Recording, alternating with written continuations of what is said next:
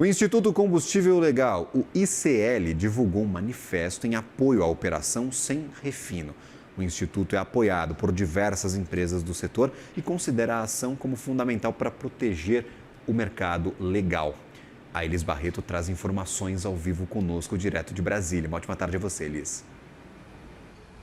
Boa tarde, Gabriel, e para todos que nos acompanham. Bom, essa ação da Polícia Federal, que foi deflagrada nessa sexta-feira, como você pontuou anteriormente, contou também com o apoio da Receita Federal, porque entre os crimes estão sendo investigados também crimes fiscais. Bom, o Instituto Combustível Legal, então, se posicionou nessa sexta-feira, poucas horas depois dessa operação ser deflagrada, e afirmou que operações dessa natureza são fundamentais para proteger o mercado legal, combater a concorrência desleal e preservar os consumidores, os contribuintes e também as empresas que atuam de forma regular, recolhem os tributos e que cumprem as normas regulatórias. O posicionamento da entidade também ressalta que o setor de combustíveis tem sido historicamente utilizado por esquemas sofisticados de sonegação, de adulteração e de lavagem de dinheiro, inclusive com o uso de estruturas empresariais bem sofisticadas para fazer a ocultação desse patrimônio. Nesse sentido, a gente lembra que em agosto do ano passado, a Receita Federal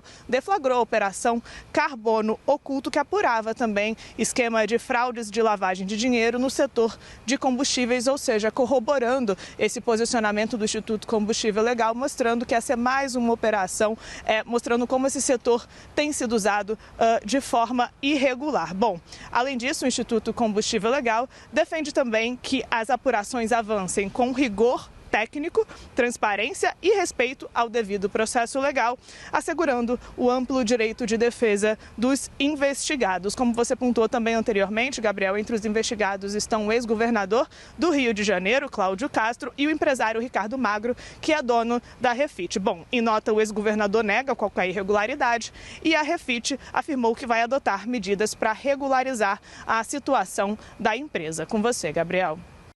Obrigado, Elis, pelos destaques. Vamos entender o impacto dessas fraudes e a importância destas operações e também de regras claras para o mercado de combustíveis com, agora, o presidente do Instituto do Combustível Legal, Emerson Capaz, que está aqui conosco.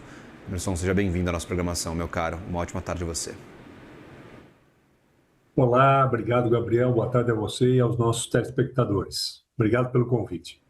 São várias as operações que envolvem o setor de combustíveis desde o ano passado. E, para além disso, também, qual que é o tamanho deste problema que quem atua legalmente no setor tem de enfrentar todos os dias, meu caro?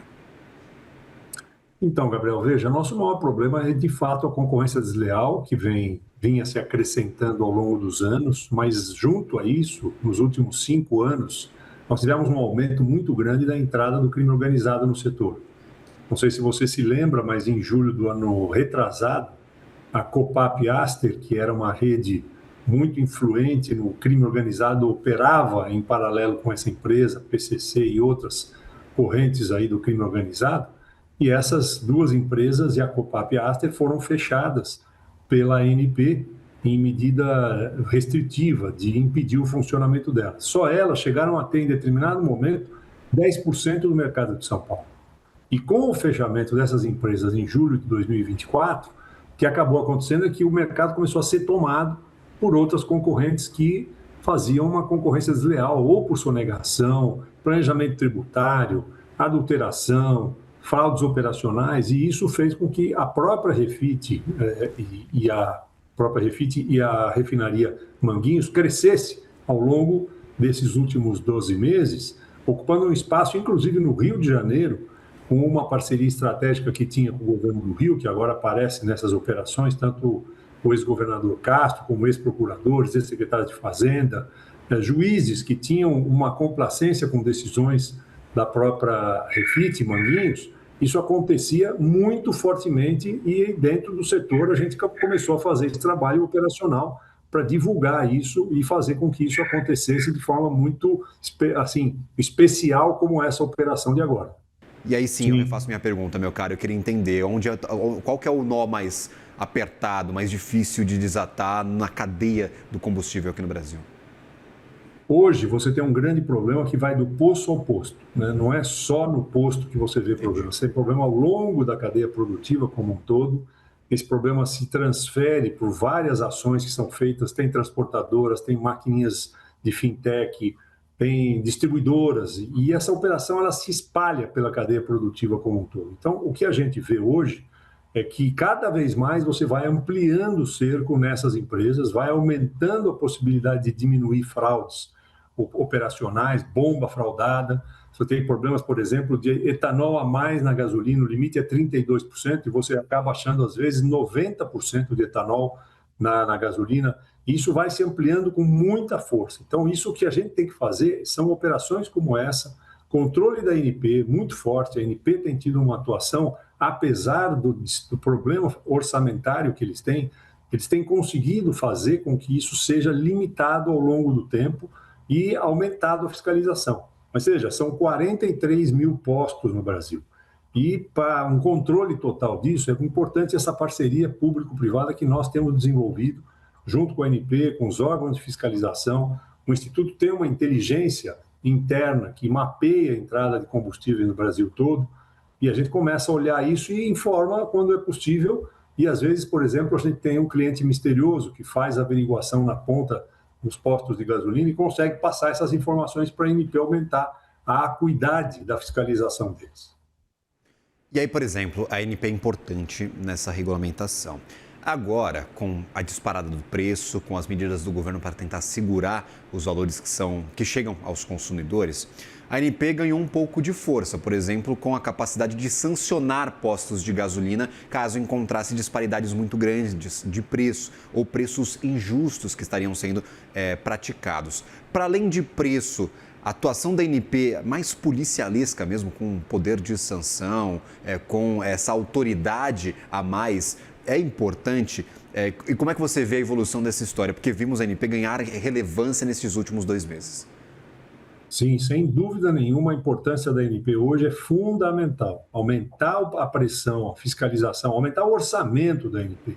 Nós temos, inclusive, reiteradamente dito que não pode ter uma operação que tenha uma ANP que tenha 20% do orçamento dela de 5 anos atrás.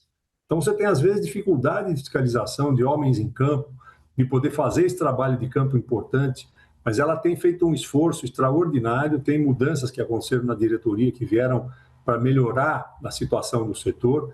E nós sabemos que hoje o fundamental é que você não tenha essa percepção que às vezes em algumas partes do mercado você tem, de que a fiscalização não alcança os fraudadores. Alcança sim, essas operações mostram isso. Essa operação de hoje ela é fundamental porque a Refit tinha dentro do Rio de Janeiro um espaço privilegiado de trabalho. Ela trabalhava sozinha praticamente no Rio de Janeiro, chegou a vender em determinado momento, antes da Carbono Oculto, mais do que a Petrobras no próprio Rio de Janeiro, onde é uma empresa gigantesca hoje, a refinaria da Petrobras, e com a complacência de várias ações do próprio governo de São Paulo, que ficaram hoje, vão ser expostas ainda nas buscas e apreensões que foram feitas. Já na Carbono Oculto, as 300 buscas e apreensões deram um material substancial que redundou nessas operações agora, com certeza. O Poço de Lobato foi uma operação que aconteceu no Gaia-Cira aqui em São Paulo em novembro, e esta operação do Gaia-Cira em novembro, ela deu substância também para essas outras operações. Você vai acumulando dados e cruzando informações. Há casos grandes, só para a gente terminar, que ainda estão no mercado. O caso da Refit é o mais óbvio, era o maior. Como vocês levam em consideração isso? A gente pode botar um ponto final, talvez, para este caso de concorrência ilegal no setor que a Refit estava no Rio de Janeiro? Ou vocês ainda veem que precisa de um avanço maior deste trabalho de polícia mesmo no segmento para outras vertentes? Gabriel, nós tivemos mudanças importantes que agora vão começar a entrar em vigor. Entendi. Por exemplo, o devedor contumaz. O devedor contumaz é uma lei aprovada no final do ano passado, regulamentada agora em março, está entrando em operação pela Receita Federal, que já mostrou uma lista de alguns devedores contumazes em cigarro, fumo e cigarros, e agora nós vamos ter a lista dos devedores contumazes em combustível. Então, são etapas que você vai vencendo ao longo do tempo e que vão permitindo que você vá cada vez mais transformando o mercado que era ilegal em mercado legal. A arrecadação aumenta, os benefícios são imediatos, são na veia. São Paulo, depois de agosto do ano passado, quando passaram as operações Carbono Oculto e outras, a receita do Estado de São Paulo aumentou em combustíveis e outros segmentos 200 milhões de reais por mês a mais do que tinha antes. E tudo isso é benefício de arrecadação que vai para a saúde, segurança, educação. Então isso vai começar a acontecer também no Rio de Janeiro.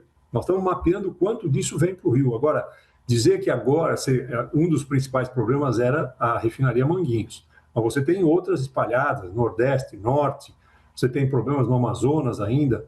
Todos esses vão ser enfrentados. Nossa missão é continuar contribuindo para que cada vez mais o cerco ao mercado ilegal, concorrência desleal aumente. Muito obrigado, Emerson Capaz, presidente do Instituto Combustível Legal, que está aqui conosco novamente. Uma ótima tarde. Eu que agradeço.